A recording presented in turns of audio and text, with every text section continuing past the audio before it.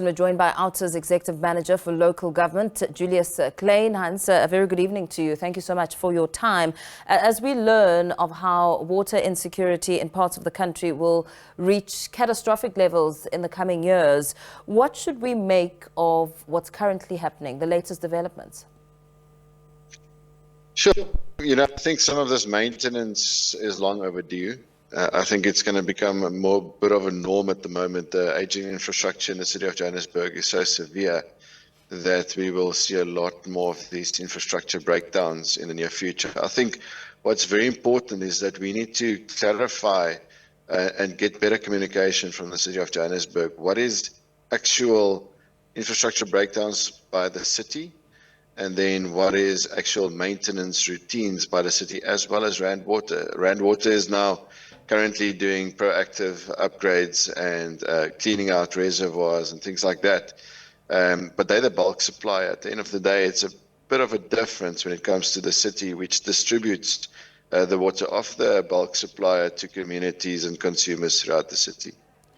Why would you think it would be important to distinguish just exactly what the two differences are in understanding and getting a better, firm clarity on what actually is going on?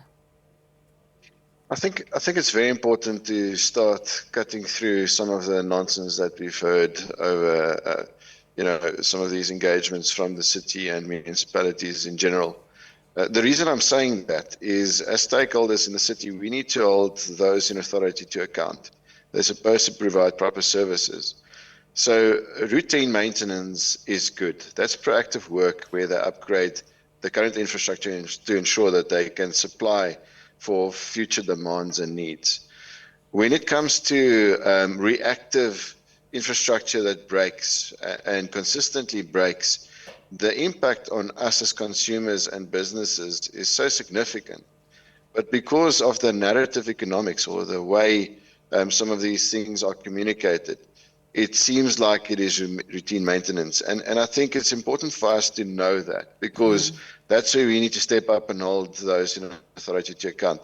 And what makes it more important is that these mistakes and failures by our municipalities to provide us with good services gets externalized as cost to us as the consumer. So when you hear something like eThekwini or the city of Johannesburg losing 48% of its water because of leakages, then you see that rates and tariffs go up every year, but it's because you and I have to pay for those failures. And I think that's where we need to ensure that we know what the facts are, to ensure we apply the right pressure. So of course, this is the kind of discussion that's, the maintenance, the 37-day maintenance has now reignited the talks around perhaps more of a debate around the aging and collapsing water infrastructure. Surely, as we try and get to holding the municipality accountable, questions around whether or not the city has allocated sufficient funding to the maintenance of decaying infrastructure will be questions that should come to the forefront. Absolutely, and they haven't. We've seen an increase in maintenance budget for the new financial year in the city, but it's not nearly sufficient. So I think that is where we need to sharpen up as civil society and start having better oversight on how municipalities spend our money. People get charged an exorbitant amount of money, and those increases apply every year. In fact, consumers and viewers will see that those new bills coming into play now in July. But we're not getting better services. Your water is more unsustainable, and the quality is actually questioned.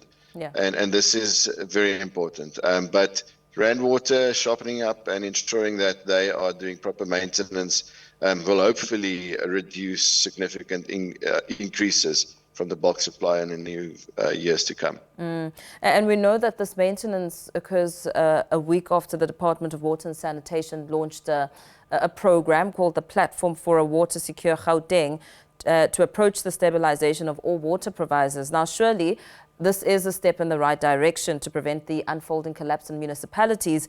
But do you think that there may be a potential danger here on exacerbating the water challenges already experienced in Johannesburg over the past week? Yeah, look, there is. Obviously, I think, especially if people are not properly informed. And look, it's very inconvenient, even if they're just doing routine maintenance. If you don't have water, it is very inconvenient. So I think people need to proactively start not only reducing consumption, using less water and more conservatively, but also ensure that they've got sufficient water in these days to come, and use some of the services that are rendered, the water carts and things like that. They are important. We just need to ensure that they don't become a norm.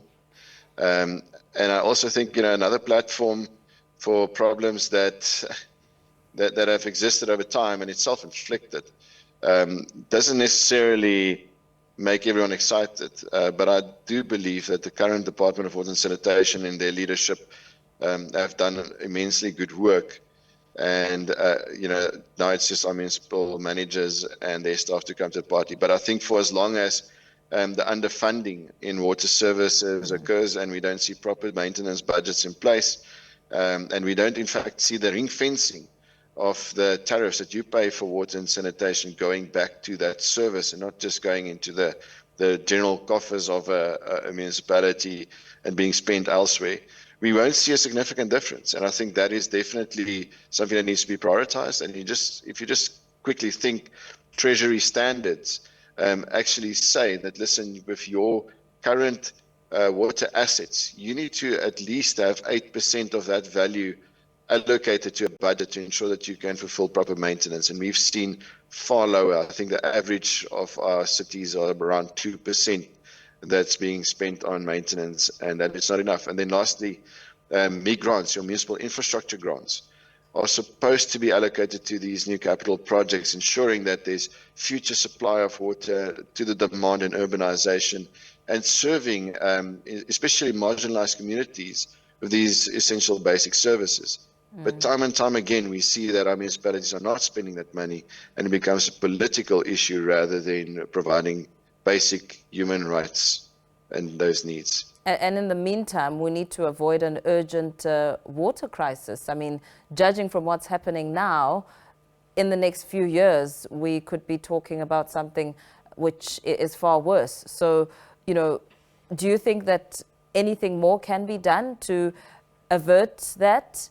Is it just the underspending, but also it's great to have good ideas on paper and not roll them out physically?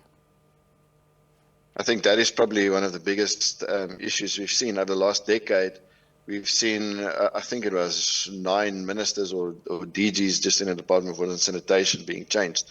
So we need continuity. It's not like there's a lack of plans, it's a lack of implementation, and it's a lack of consequence management. So we've almost seen that people don't want to touch, and I'm talking about politicians, don't want to touch things that have high risk and that's hard work.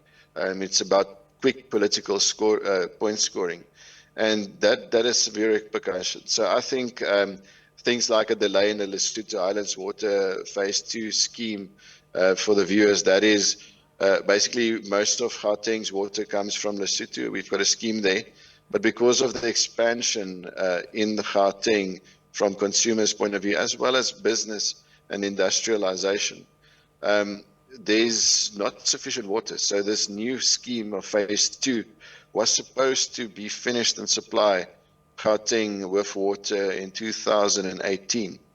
Now they're talking about 2028. That means 10 years later, and already we're seeing a crisis on no sufficient water. Yeah. So I think it's going to be tough for 5 years ahead of us. We must just hold thumbs that there's no severe droughts in the same process, but also we need to do our part as individuals and business to reduce the amount of water we use.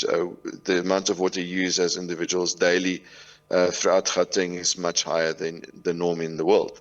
So I think we all have to play our part to ensure that we can navigate through these times ahead of us.